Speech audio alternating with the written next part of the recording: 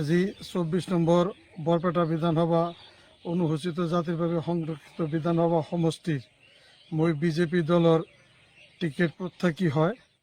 আজি দলৰ হৈ বিভিন্ন বুথে বুথে মণ্ডলে মণ্ডলে জিলা পৰ্যায়ত ৰাজ্যিক পৰ্যায়ত বিভিন্ন ধৰণৰ অনুষ্ঠানত যোগদান কৰি আছোঁ। আমি বৰপেটাৰ ৰাইজে বিচাৰিছোঁ যে অহা 26ৰ বিধানসভা নিৰ্বাচনত ডক্টৰ হেমন্ত বিশ্ব শৰ্মা ডাঙৰীয়াৰ নেতৃত্বত এখন NDA চৰকাৰ হ'ব। সেই হেতুকে তেখেতে যদি বিজেপি দলৰ মুখ্যমন্ত্ৰী হ'ব আৰু সেইকাৰণে আমাৰ বৰপেটাত বিজেপি দলৰ বিধায়ক হ'ব লাগে, কাৰণ অনাগত দিনত এই বৰপেটা নতুন সমষ্টিত কোনো ধৰণৰ বিধায়ক নাছিলে। এইটো সম্পূৰ্ণ নতুন সমষ্টি। বিভিন্ন দলে দাবী কৰি আছে যে বৰপেটাত আমাৰ 2বাৰ বিধায়ক আছিলে, কোনোবা দলে কৈ আছে আমাৰ 3বাৰ বিধায়ক আছিলে, কিন্তু তেখেতসকলে জানিব লাগে যে সেই বৰপেটা আজিৰ বৰপেটা নেকি।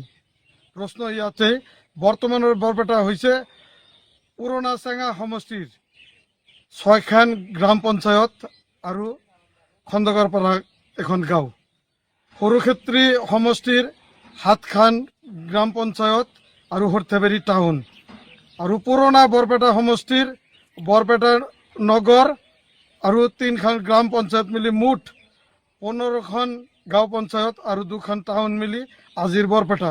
এই বৰপেটাত কোনোদিনে কোনো ধৰণৰ কাৰো দলৰ বিধায়ক নাছিলে, সম্পূৰ্ণ নতুন সমষ্টি।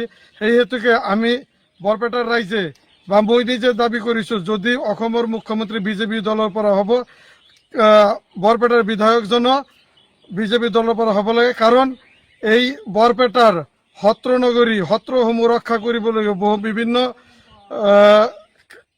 যিখিনি কাম কাজ উন্নতি কৰিব লগা আছে, যোৱা বেলিত আমাৰ বিজেপি দলৰ কোনো ধৰণৰ কোনোবাই বিধায়ক নথকা কাৰণে যিখিনি উন্নতি হ'ব লাগিছিলে সেইখিনি উন্নতি হোৱা নাই।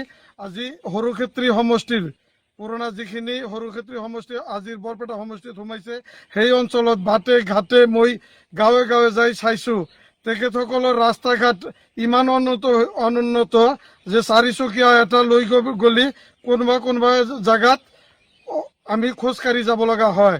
যাৰ কাৰণে আজিৰ যুগতো যে তেনেকুৱা জেগা, বিশেষ কৰি বাগনা অঞ্চল, নৈলাৰবিটা, বামুণ্ডি, সৰ্থেবাৰী, গহিয়া, বেলবাৰী, বিয়াকুচি, চিনাদি, বৰগোপা এইগিলা অঞ্চলৰ ৰাস্তা ঘাট যিখিনি উন্নতি হ'ব লাগিছিলে এতিয়ালৈকে হোৱা নাই।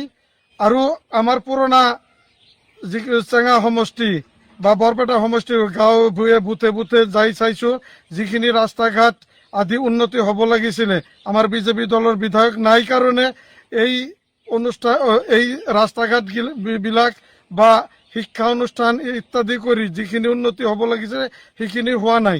আজি 160 সংখ্যক প্ৰভু জগন্নাথ দেৱৰ মহাসভা সৰ্থেবাৰীত অনুষ্ঠিত হৈ আছে। আজি সেই সৰ্থেবাৰীত কাঁহ পিতলৰ উদ্যোগ অসমৰ ভিতৰতে নহয়, ভাৰতবৰ্ষৰ ভিতৰত সৰ্থেবাৰী কাঁহ পিতলৰ উদ্যোগ লেখত ল'বলগীয়া।